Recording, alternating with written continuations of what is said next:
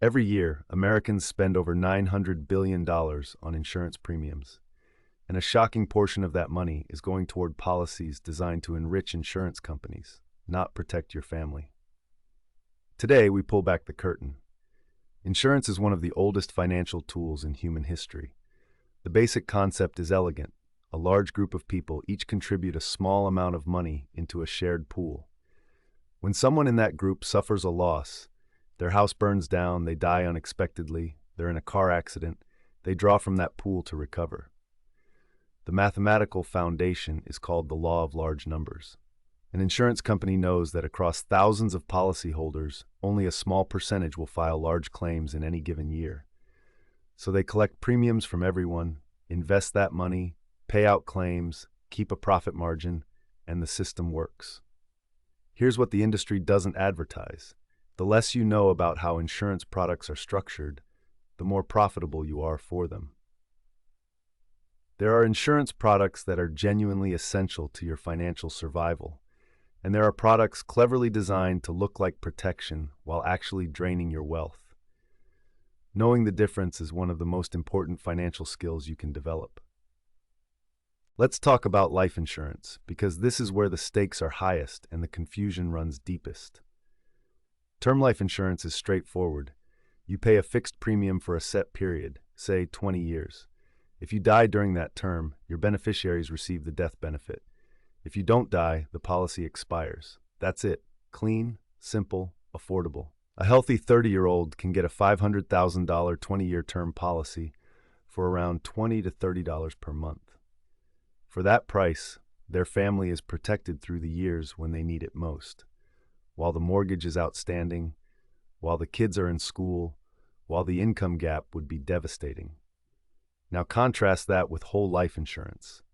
Your agent presents it as the premium option, permanent coverage that never expires, plus a cash value component that grows over time.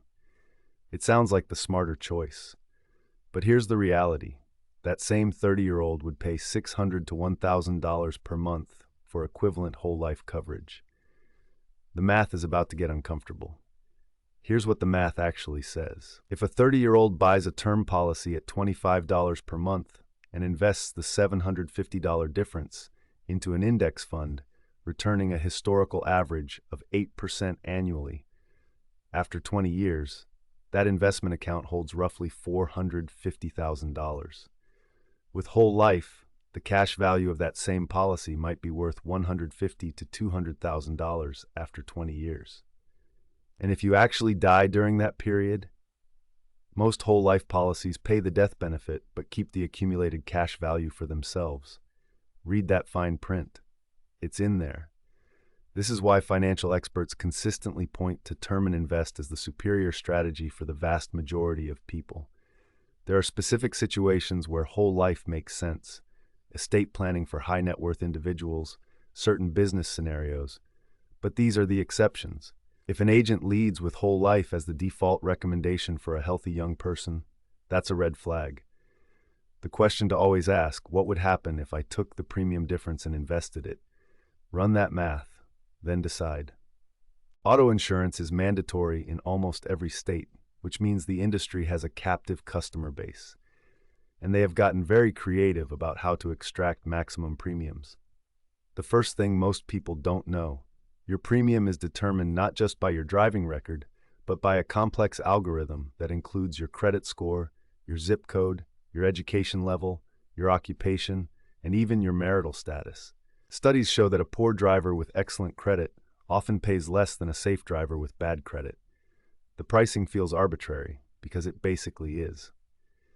Here's where the smart money goes. First, understand the difference between comprehensive, collision, and liability coverage. Liability is the floor. It covers damage you cause to others. If you're driving an older vehicle worth less than $10,000, running full comprehensive and collision coverage means you're paying more in premiums than you'd ever collect from a claim. Second, deductibles are your most powerful lever. Raising your deductible from $500 to $1,000 can reduce your premium by 15 to 30%. If you have a solid emergency fund, you can self-insure that lower layer of risk. Third, And this is the one people never do. Shop your auto insurance every single year. Loyalty is not rewarded. New customer rates are almost always better than renewal rates.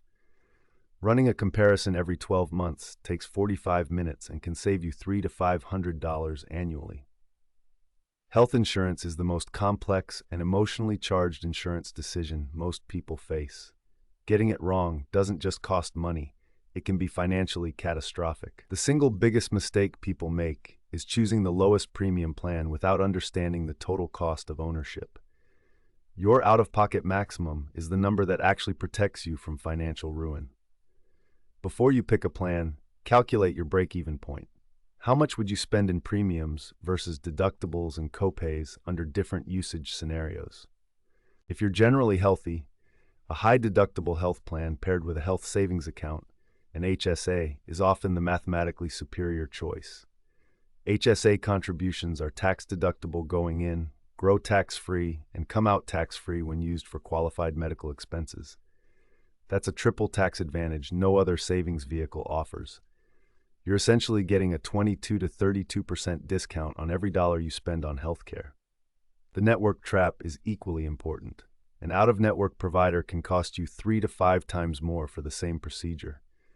Before any non-emergency procedure, always verify that both the facility and the physician are in-network. Emergency rooms routinely have out-of-network staff working inside in-network hospitals. This is not an accident.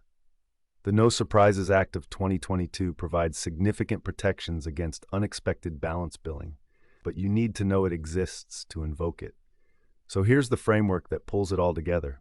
Insure the catastrophic, self-insure the manageable.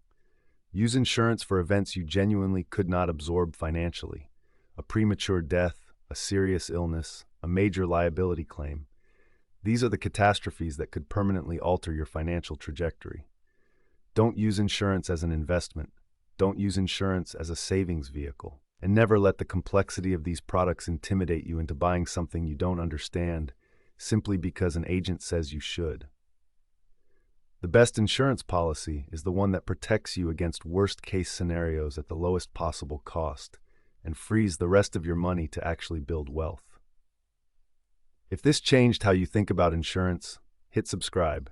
We release in-depth breakdowns like this every week, and the next one might save you thousands. See you in the next video.